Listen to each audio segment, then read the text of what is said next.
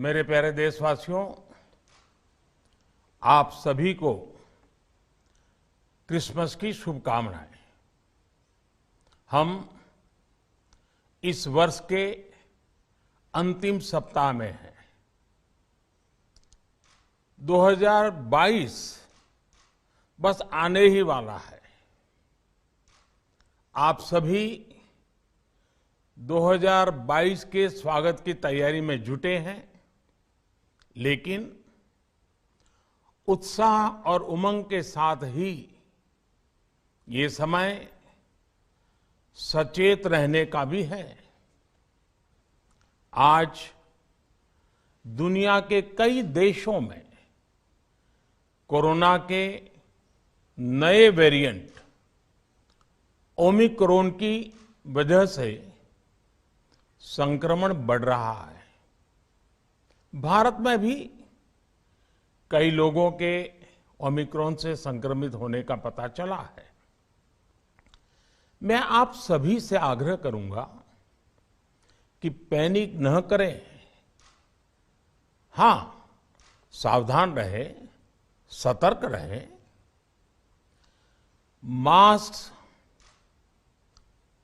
उसका भरपूर उपयोग करें और हाथों को थोड़ी थोड़ी देर पर धुलना, इन बातों को हमें भूलना नहीं है।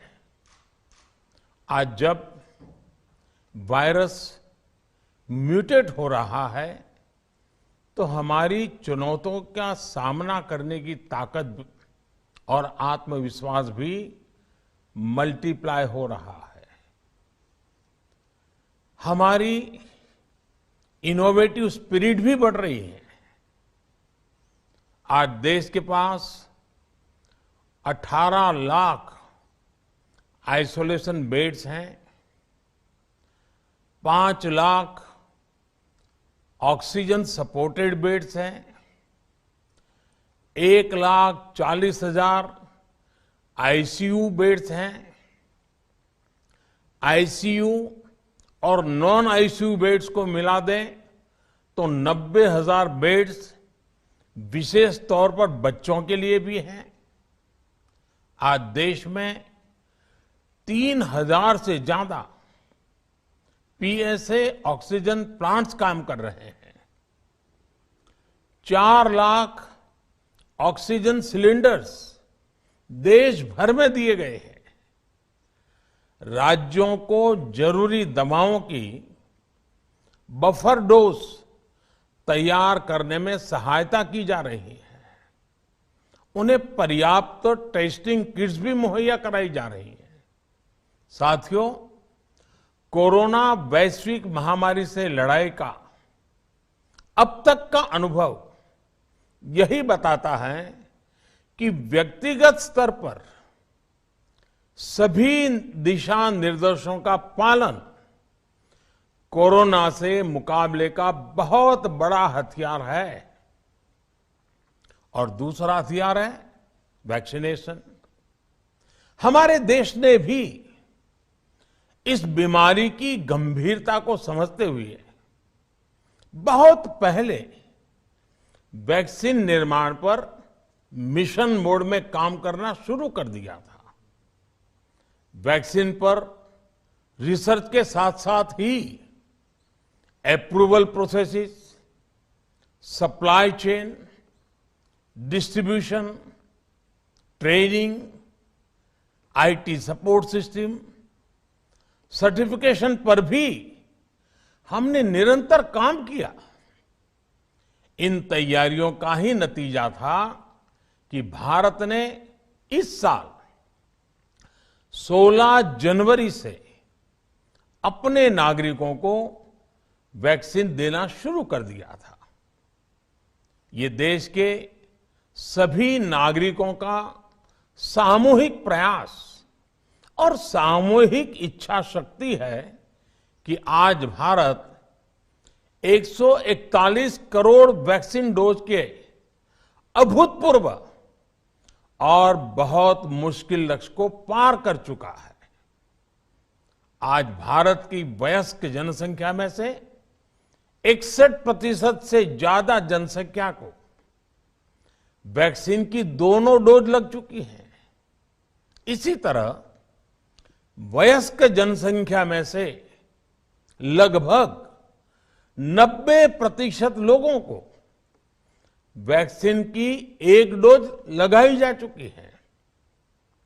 आज हर भारतवासी इस बात पर गर्व करेगा कि हमने दुनिया का सबसे बड़ा, सबसे विस्तारित और कठिन भौगोलिक स्थितियों के बीच इतना सुरक्षित वैक्सीनेशन अभियान चलाया। कई राज्य और विशेष तौर से टूरिज्म की दृष्टि से महत्वपूर्ण राज्य जैसे गोवा, उत्तराखंड, हिमाचल जैसे राज्यों ने 100% सिंगल डोज वैक्सीनेशन का लक्ष्य हासिल कर लिया है। आज देश के दूर सुदूर गांवों में जब 100% वैक्सीनेशन की खबरें आती हैं तो मन को संतोष होता है। यह प्रमाण है हमारे हेल्थ सिस्टम की मजबूती का, हमारी टीम डिलीवरी का, हमारे हेल्थ केयर वर्कर्स के डेडिकेशन और कमिटमेंट का, और देश के सामान्य मानवी के अनुशासन और विज्ञान में उनके विश्वास का। हमारे देश में जल्दी ही नेजल वैक्सीन और दुनिया की पहली डीएनए वैक्सीन भी शुरू होगी। साथियों, कोरोना के खिलाफ भारत की लड़ाई शुरू से ही वैज्ञानिक सिद्धांतों, वैज्ञानिक परामर्श और वैज्ञानिक पद्धति पर आधारित रही है। पिछले 11 महीने से देश में वैक्सीनेशन अभियान चल रहा है। देशवासी इसके लाभ भी महसूस कर रहे हैं। उनकी रोजमर्रा की जिंदगी सामान्य हो रही है। आर्थिक गतिविधियां भी दुनिया के कई देशों की तुलना में उत्साहजनक रही हैं। लेकिन साथियों, हम सभी जानते हैं कि कोरोना अभी गया नहीं है। ऐसे में सतर्कता बहुत जरूरी है। देश को सुरक्षित रखने के लिए, देशवासियों को सुरक्षित रखने के लिए हमने निरंतर काम किया है। जब वैक्सीनेशन शुरू हुआ तो उसमें भी वैज्ञानिक सुझावों के आधार पर ही ये तय किया गया कि पहली डोज किसे देना शुरू किया जाए, पहली और दूसरी डोज में कितना अंतराल हो, स्वस्थ लोगों को कब वैक्सीन लगे, जिन्हें कोरोना हो चुका है उन्हें कब वैक्सीन लगे, और जो कोमॉर्बिडिटी से ग्रस्त हैं उन्हें कब वैक्सीन लगे। ऐसे निर्णय लगातार किए गए और ये परिस्थितियों को संभालने में काफी मददगार भी साबित हुए हैं। भारत ने अपनी स्थिति परिस्थिति के अनुसार भारत के वैज्ञानिकों के सुझाव पर ही अपने निर्णय लिए हैं। वर्तमान में ओमिक्रॉन की चर्चा जोरों पर चल रही है। विश्व में इसके अनुभव भी अलग अलग है, अनुमान भी अलग अलग है। भारत के वैज्ञानिक भी इस पर पूरी बारीकी से नजर रखे हुए हैं, इस पर काम कर रहे हैं। हमारे वैक्सीनेशन को आज जब 11 महीने पूरे हो चुके हैं तो सारी चीजों का वैज्ञानिकों ने जो अध्ययन किया है और विश्व भर के अनुभवों को देखते हुए आज कुछ निर्णय लिए गए हैं। आज अटल जी का जन्मदिन भी है, क्रिसमस का त्योहार भी है, तो मुझे लगा कि इस निर्णय को आप सबके साथ साझा करना चाहिए। साथियों, 15 साल से 18 साल की आयु के बीच के जो बच्चे हैं, अब उनके लिए देश में वैक्सीनेशन प्रारंभ होगा। 2022 में 3 जनवरी को सोमवार के दिन से इसकी शुरुआत की जाएगी। ये फैसला कोरोना के खिलाफ देश की लड़ाई को तो मजबूत करेगा ही, स्कूल कॉलेजों में जा रहे हमारे बच्चों की और उनके माता पिता की चिंता भी कम करेगा। साथियों, हम सबका अनुभव है कि जो कोरोना वॉरियर्स हैं, हेल्थ केयर और फ्रंटलाइन वर्कर्स हैं, इस लड़ाई में देश को सुरक्षित रखने में उनका बहुत बड़ा योगदान है। वो आज भी कोरोना के मरीजों की सेवा में अपना बहुत समय बिताते हैं।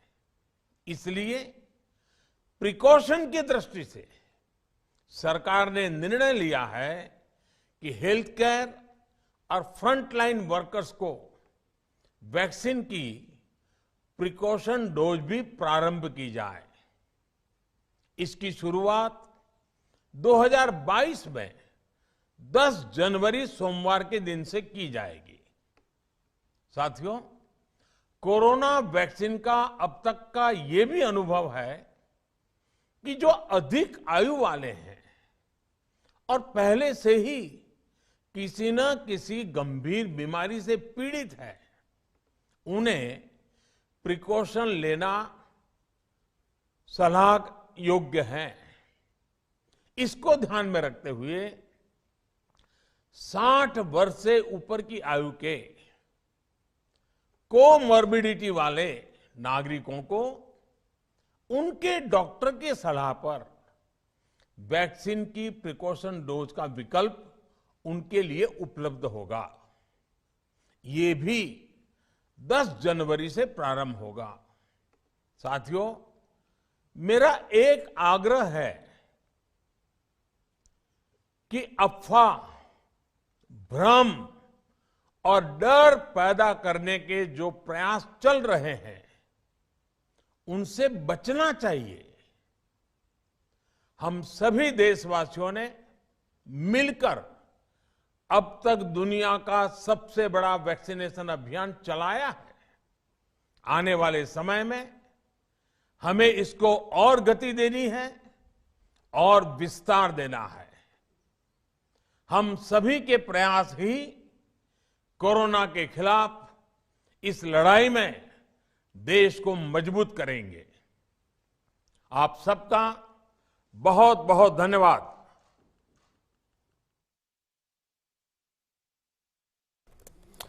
तो इस वक्त की बड़ी खबर, प्रधानमंत्री नरेंद्र मोदी ने राष्ट्र को संबोधित करते हुए बताया कि 15 से 18 साल के बच्चों को 3 जनवरी से टीका लगाया जाएगा। साथ ही साथ हेल्थ केयर और फ्रंटलाइन जो वर्कर्स हैं, उनको प्रिकॉशन डोज 10 जनवरी से देना शुरू किया जाएगा। और अधिक आयु और कोमॉर्बिडिटी वाले, खासकर जो 60 साल से ऊपर के लोग हैं जिनको कोमॉर्बिडिटी है, उनको उनके डॉक्टर की सलाह से 10 जनवरी